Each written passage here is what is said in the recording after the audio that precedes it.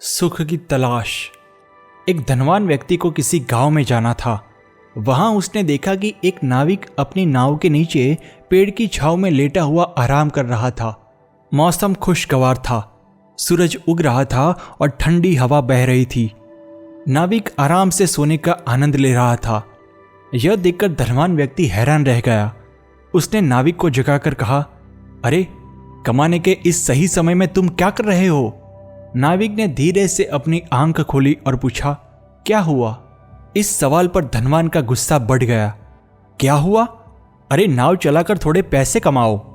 नाविक ने मुस्कुराते हुए फिर से पूछा, क्यों? धनवान ने कहा, अरे, पैसे कमाने का यही सही समय है। अभी जितना हो सके पैसे कमा लो, ताकि भविष्य में तुम्हें पैसे कमाने की जरूरत न पड़े और तुम आराम से जी सको। नाविक ने आंखें बंद करते हुए कहा, मैं तो अभी आराम से जी रहा हूं। ओशो सार। याद रहे, समझदार व्यक्ति यहां अभी आनंद प्राप्त करता है।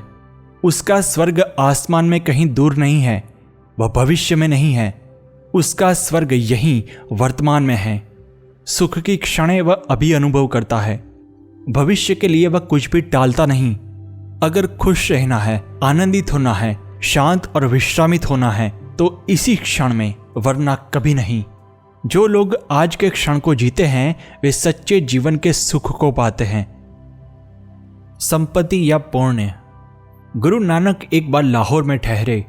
लाहौर के सबसे धनी व्यक्ति सेठ दुनीचंद नानक से मिलने आए। चरण स्पर्श कर हाथ जोड़कर उन्होंने कहा, गुरुदेव, मैं आपको कुछ अर्पित करना चाहता हूं। आपकी कृपा से मेरे पास सब कुछ है, बस आज्ञा दीजिए। आप जो भी कहेंगे मैं आपके चरणों में रख दूंगा।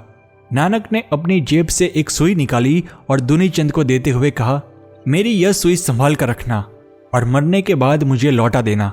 दुनीचंद इस बात पर हैरान थे। बिना कुछ सोचे समझे उन्होंने कहा, जैसी आपकी आज्ञा। लेकिन जब वह घर लौट रहे थे तो सोचने लगे, मैं मर जाऊंगा तो यह सुई कैसे साथ ले जा सकूंगा। घबराए हुए वह नानक के पास आए और कहा, गुरुदेव, मुझे क्षमा करे और यह सुई अभी ले लीजिए, क्योंकि मरने के बाद मैं इसे कैसे लौटा सकूंगा, और सुई जैसी चीज को संभाल कर रखने की जरूरत ही क्या है। आप संत हैं, आपकी इस मजाक के पीछे जरूर कोई उद्देश्य होगा, लेकिन कृपया मुझे इस ऋण से मुक्त कर दीजिए। नानक ने कहा, मैं तुझे यही समझाना चाहता था कि जब एक सुई तक साथ नहीं ले जा सकता तो तूने जो करोड़ों अरबों की संपत्ति इकट्ठा की है उसका अर्थ क्या है। इस दृष्टि से तो तू निर्धन है। सच में समृद्ध वही है जो मरने के बाद अपने पुण्य कर्मों को साथ ले जा सके। जिन चीजों का कोई मोल है वे मृत्यु के बाद साथ नहीं जाती। जिसने उस अनमोल परम तत्व को प्राप्त कर लिया वही मृत्युंजय कहलाता है। ओशो सार। क्या यह धन, पद या रिश्ते आपको परम सत्य तक ले जा सकते हैं? जी नहीं। परम सत्य, परमानंद तक पहुंचने वाला मार्ग आपके भीतर ही है, इसीलिए जागिए। बंद ताले का भ्रम। एक राजा अपने अत्यंत बुद्धिमान मंत्रिमंडल में से किसी एक को प्रधानमंत्री बनाना चाहता था।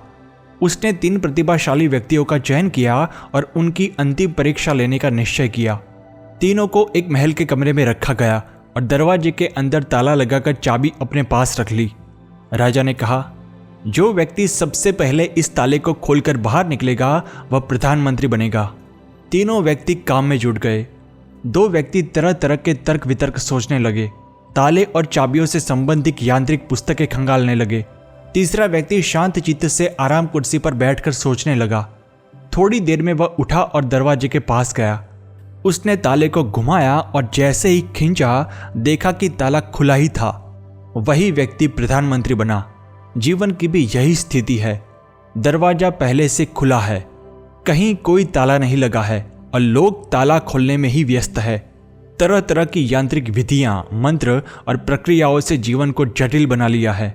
वास्तव में जीवन सरल, सहज और सुलभ है। ओशो सार। समस्याएं हैं क्योंकि आप उन्हें समस्या मानते हैं। जागो और भौतिक बंधनों से मुक्त हो जाओ। समस्या अपने आप ही विलुप्त हो जाएगी।